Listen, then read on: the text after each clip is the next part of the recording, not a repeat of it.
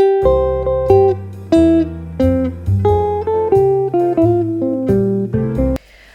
plaisir de vous retrouver une fois encore. Bonjour, bienvenue à tous dans votre chronique qui porte aujourd'hui sur Air Guinée.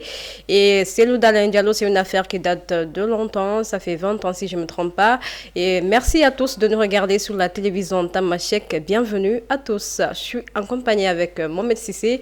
Bonjour Mohamed Sissé. Bonjour madame. Comment tu vas? Très bien. Et la forme? Oui, je vais très bien. Je me trouvais dans les bras de Morphée. J'ai réussi merveilleusement à me tirer dedans.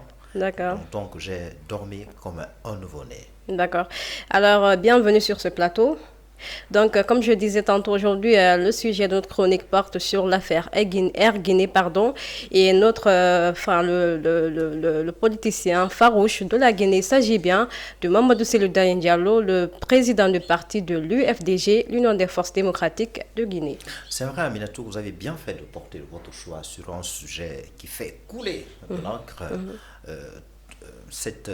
En effet, cette affaire dont la date pour faire un pléonasme ne date pas d'aujourd'hui, c'est depuis 1960 et 1985 sous le régime de Lansana Conté et 2002. Donc toujours cette affaire fait couler l'encre, ça se trouve toujours au bout des lèvres. Et tout récemment on a entendu le procureur spécial, en l'occurrence Ali Touré, le procureur de la Cour de répression des infractions économiques et financières, évoquer justement cette affaire-là à l'issue d'un point de presse qui a parlé de la possibilité d'émettre un mandat d'arrêt international contre El Hadj Cellou Dalein Diallo. Et tout de suite, les responsables de cette formation politique ont rétorqué en disant que soit c'est un acharnement politique ou bien une chasse aux sorcières. Voilà, comme vous l'avez bien compris, aujourd'hui, notre sujet porte sur l'affaire Air Guinée et Cellou Dalein Diallo. Donc, on va essayer de planter le décor avant de commencer avec les questions. Comme je le disais tantôt, ce vendredi 28 mars, le procureur spécial de la Cour de répression des infractions économiques et financières, CRIEF, a annoncé la prochaine inculpation de Cellou Dalein Diallo pour corruption, détournement des deniers publics, blanchiment de capitaux, enrichissement illicite dans l'affaire dite Air Guinée. Le président de l'Union des forces démocratiques de Guinée est visé pour son rôle jugé trouble dans la vente d'appareils de l'ancienne compagnie aérienne il y a 20 ans, à l'époque où il était ministre des Travaux publics. Selon les membres de l'UFDG, ce dossier est purement politique, visant à écarter les adversaires du général Mamadi Doumbouya, que la junte du CNRD et le gouvernement veulent voir se maintenir à la tête du pays. Cependant, l'avocat de l'Union des forces démocratiques de Guinée, Maître Amadou Diallo, souligne ne pas avoir reçu la notification formelle de l'inculpation de Cellou Dalein Diallo. L'on se rappelle, il y a deux ans, Cellou Dalein Diallo était convoqué à la CRIEF et Maître Amadou Diallo, conseiller juridique de Cellou, avait dit que l'accusé n'aurait pas reçu de convocation. Tout à fait. Il n'a pas reçu de la convocation de la part de la CRIEF, la Cour de répression des infractions économiques et financières, puisqu'il n'ayant pas reçu la convocation, donc leur client ne va pas donc accepter de comparaître devant cette Cour spéciale. D'accord. Alors, Mohamed Sissé, comme je disais tantôt, il y avait 2 ans, cela, le Cellou Dalein était convoqué par la CRIEF, mais il n'y a pas eu de suite. Alors, pourquoi réouvrir ce dossier maintenant là? Alors, rapidement, on va parler de la réouverture éventuelle de ce dossier très, très brûlant. Je vous rappelle, en 1960, 2 avions, rapidement, ont été vendus, 2 avions Boeing appartenant à l'État guinéen, 2 avions de transport ont été vendus au Nigeria, au l'État nigérien. Et en 1985, c'était sous le régime du général Lansana Conté, cet avion présidentiel Boeing Air Afrique qui fait parler de lui aujourd'hui, le gouvernement d'alors a commencé à évoquer la vente ou la scission de cette compagnie-là. Et donc, cet avion, cette compagnie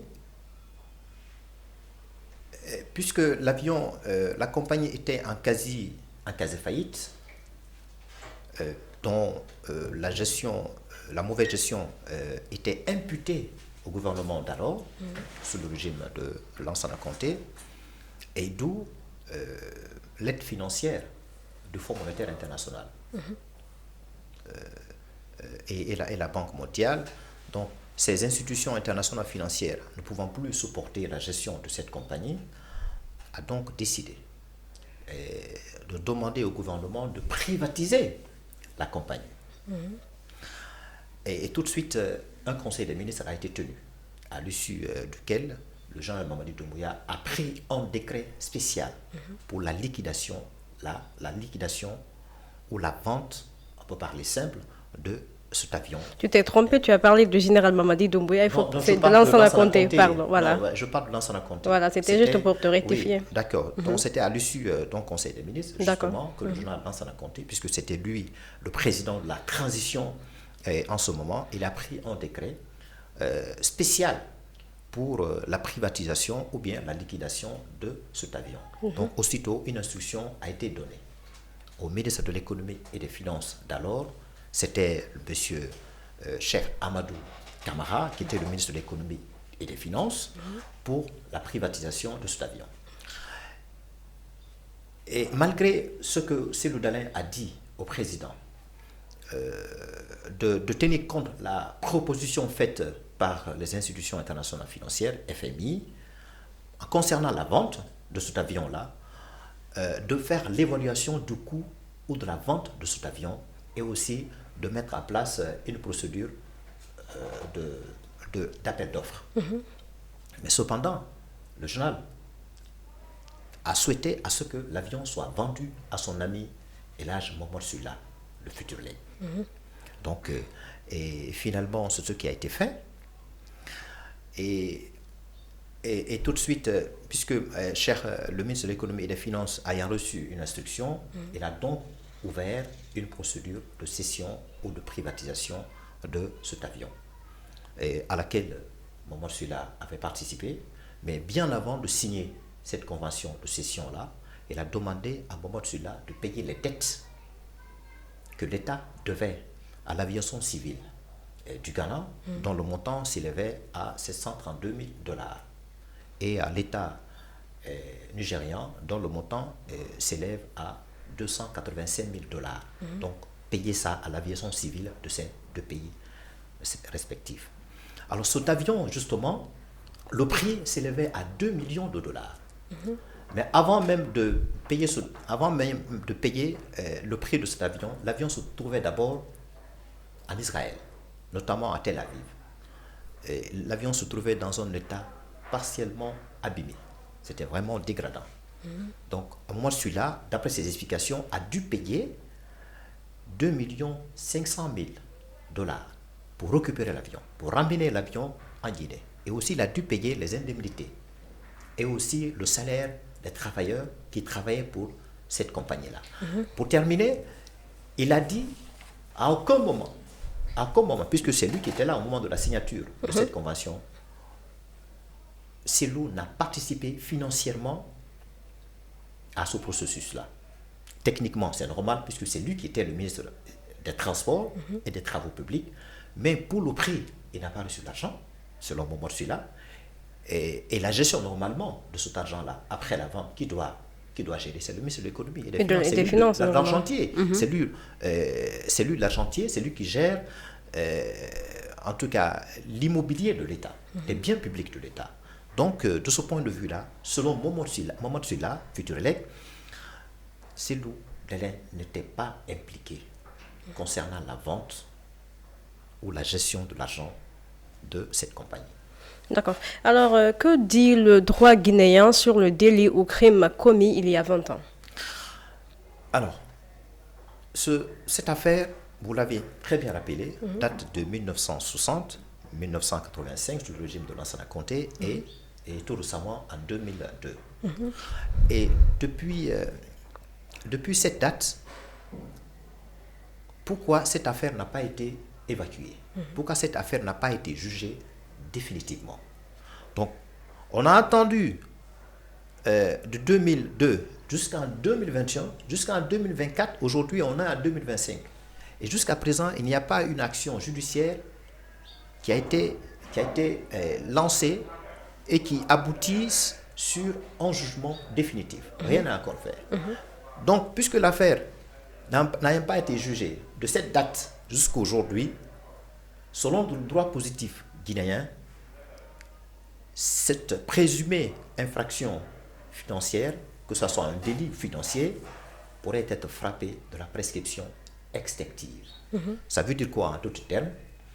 Puisque l'affaire n'a pas été jugée jusqu'à aujourd'hui, ça fait quasiment 23 ans, vous imaginez, Aminatou, ça fait quasiment 23 ans. Donc, selon le droit positif, s'il y a infraction, ou bien s'il y a infraction ou il n'y a pas d'infraction, peu importe,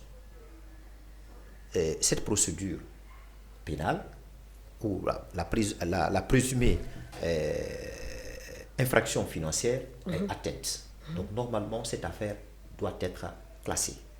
D'accord. L'affaire-là doit être classée. Parce que tout simplement, selon le droit positif guinéen, si une affaire qui n'a pas été jugée pendant 20 ans, au-delà même, ça n'a aucune importance. Voilà. D'accord. Ça n'a aucune importance de revenir là-dessus et pour juger cette affaire. Donc ça veut dire qu'il faut mettre fin déjà, quoi. Oui, il faut mettre fin à cette affaire. Ça fait quasiment 20 ans, 23 ans. Ouais. Quand vous calculez de 2002 à 2025 aujourd'hui. Quand même, ça date longtemps. Ça date longtemps. Ouais. Voilà. Donc la Cour de répression des infractions économiques et financières est-elle compétente de juger l'affaire sur la vente d'Air Guinée? Alors, cette Cour de répression des infractions économiques et financières, dont le juge spécial, Aliou Touré, a évoqué cette affaire de poursuite ou d'émission de mandat d'arrêt international contre El Hadj Cellou Dalein Diallo, le président de la formation de l'UFDG. D'ailleurs, c'est ce qui nous a poussé à vouloir faire la chronique sur ce sujet très important. Alors, posons-nous la question, est-ce que la GRIEF, cette cour spéciale, est-ce qu'elle est compétente? Est-ce qu'elle est compétente? Moi, je me dis qu'elle n'est pas compétente. Pourquoi? Très bien. Elle n'est pas compétente parce que n'ayant pas une base légitime. Pour ériger ou bien créer une cour spéciale, une telle juridiction, il faut d'abord voter la loi organique. Et cette loi organique-là, elle est votée par qui?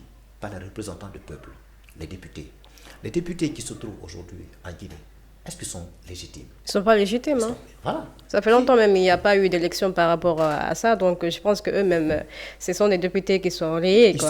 Ils sont nommés par le CNRD. Ouais, c'est ça. Ce sont les conseillers nationaux. Ouais. Ce sont les conseillers qui font office du Parlement. Ils font office de Parlement. Ils ne sont pas des députés, comme les députés au Sénégal, ici et ailleurs.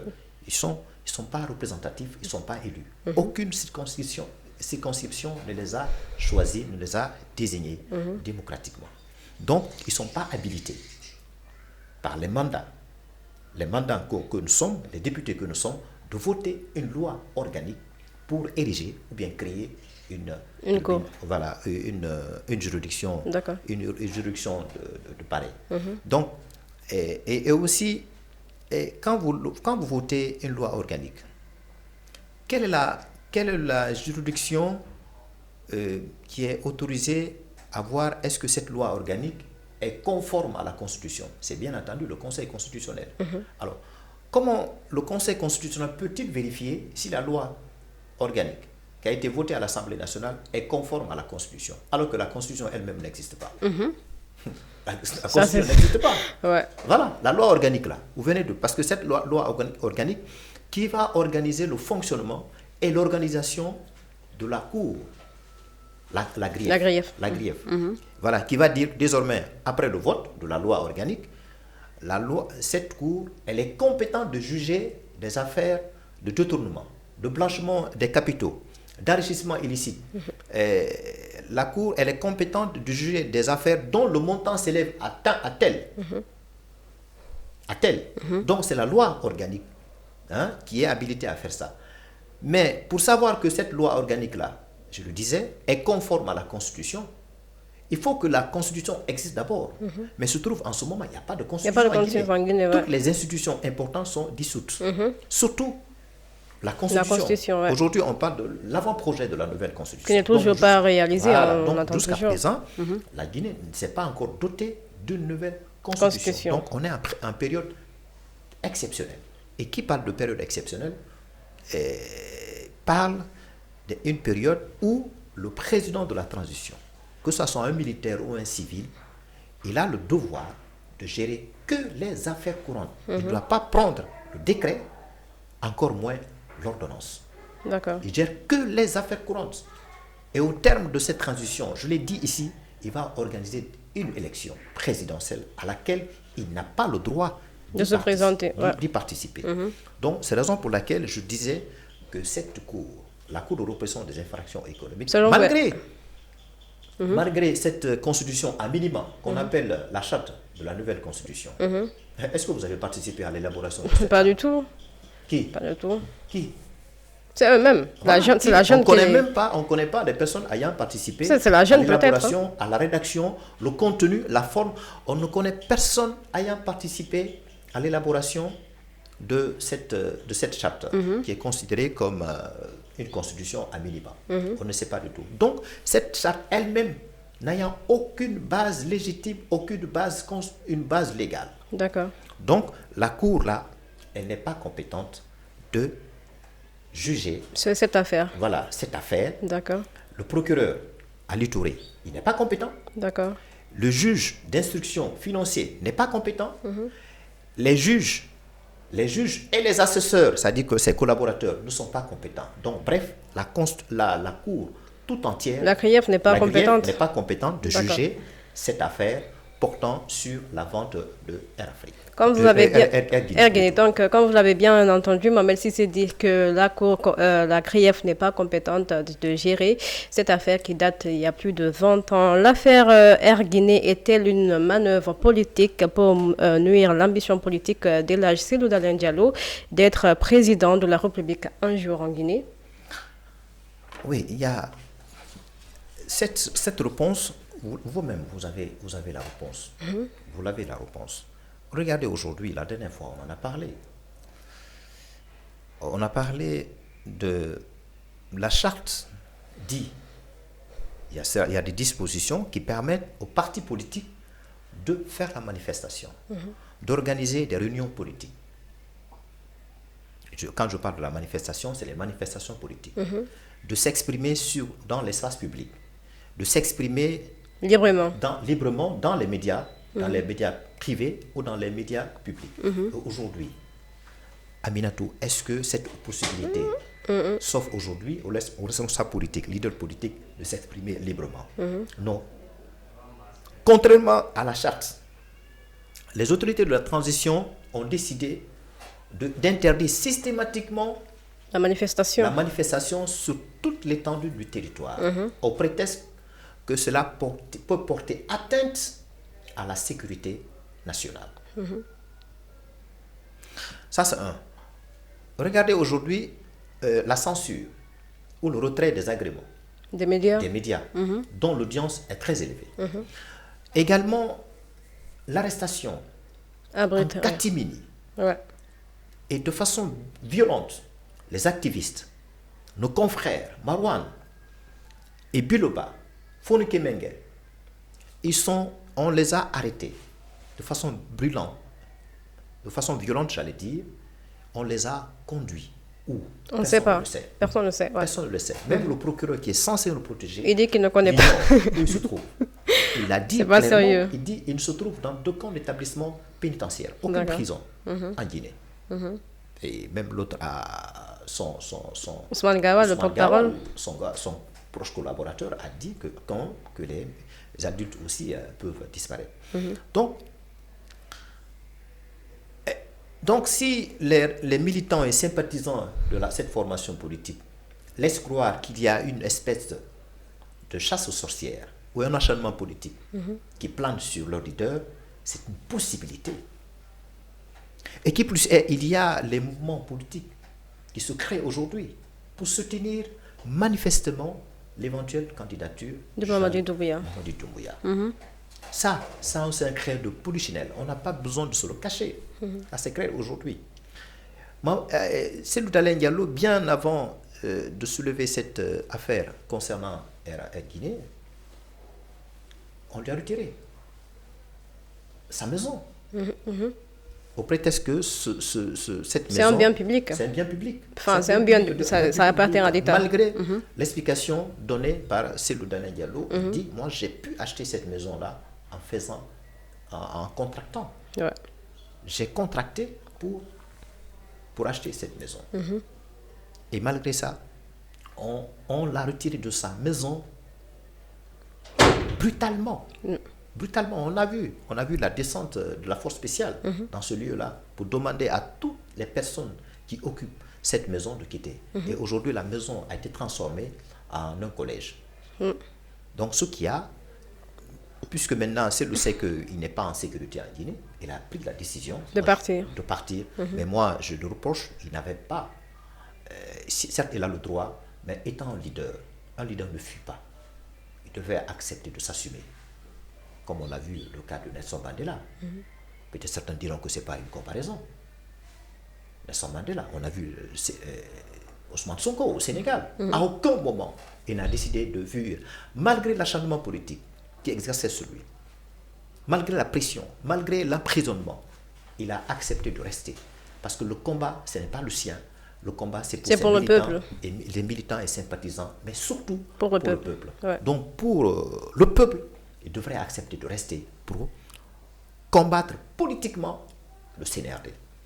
Aujourd'hui qu'il a décidé de partir, il laisse quasiment toute la place, toute la scène politique au CNRD. Vous voyez. Donc, moi, ce que je pense que c'est une manœuvre politique qui est en train de se préparer.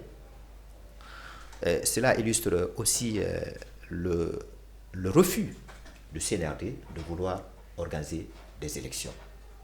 Le scrutin présidentiel, rien. Le référendum, rien.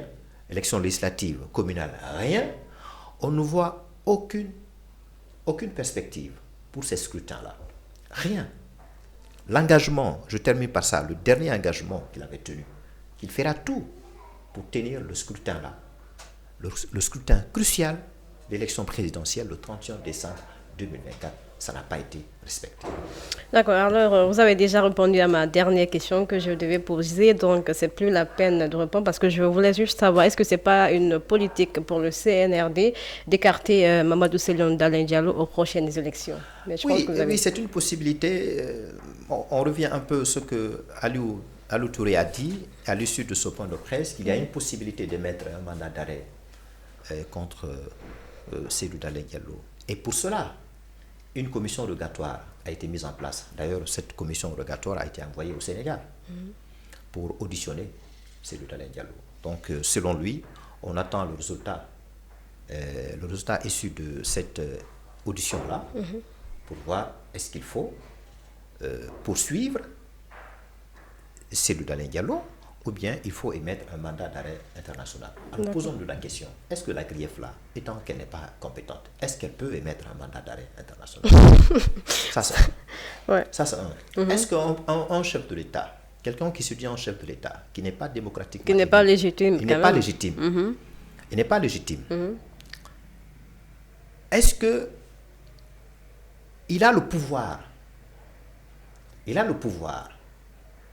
d'émettre un mandat d'arrêt international pour qu'un État hôte accepte d'exécuter un mandat d'arrêt international? Il faut que ce mandat d'arrêt international fasse d'abord l'objet d'une convention internationale. Et pour ratifier ou signer cette convention internationale, il faut qu'elle fasse d'abord l'objet d'un débat à l'Assemblée nationale, une assemblée légitime. C'est à l'issue de ce débat que les députés vont voter une loi pour donner l'autorisation au président de ratifier une convention internationale. Donc, le président n'étant pas élu, les députés n'étant pas élus, Alors, si on lui donne l'autorisation, est-ce que cette autorisation a une base légitime, a une base légale? Donc, les députés n'étant pas légitimes, l'Assemblée n'étant pas légitime, pour me répéter, donc cette convention internationale ne peut pas avoir une base légale, une base légitime.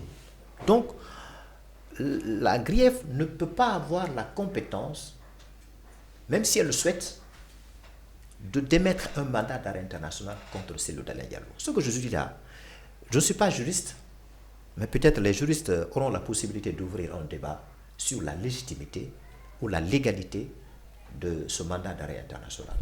On a vu, contrairement au régime d'Alpha Condé, ça je le dis en filigrane, lui quand même, malgré sa légitimité qui posait problème, parce qu'on l'a vu comment il est arrivé au pouvoir, hein, il a eu un taux de... le nombre de personnes, le nombre de personnes ayant voté pour lui, c'était peu par rapport à celui de Cellou Dalein Diallo. On parle de 40 à 48%.